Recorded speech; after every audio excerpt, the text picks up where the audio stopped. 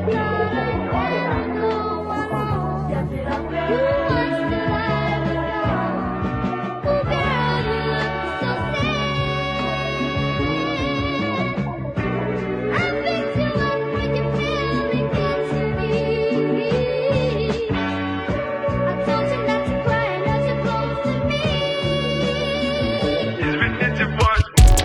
mavi güller yanar ve olar bir gün sarı.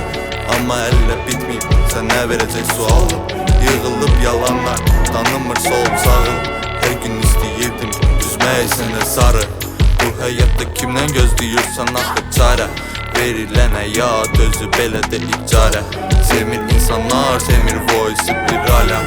Ben axı deyiləm, alemden ibaret. Sıfırlarım çoxdur amma qoyamıram biri başa. Ölüm istemeyle hayat düzelmi bir başa. Çünkü ağaç kimi uzanır bu yaşa. Sökendiğin ağaç ve bir gün üstüme aşağı. Ey mavi güller yanar ve olar bir gün sarı. Ama hele bitmiyor, sen ne vereceksin sual? Yığılıp yalanlar tanımır sol sağı. Her gün isteyirdim üzmeyi sene sarı. Allah'a sürükleyen yoldaki o kadın. Onu yaxşı tanıyıram, bilmirəm mən adım. Başıma gələn bir remdə heç vaxtı olmadı. Qalıb damağımda quru çörəyində dadı. Oturup düşünürəm hər şeyi bir rutində. Özüm fərqli sayanlar niyə görsəni vitrində. Qalsam bir pillə, yenə məni dillə. Məni atan dünən çönüb dönər bir dilə. Ey mavi güller yanar və olar bir gün sarı.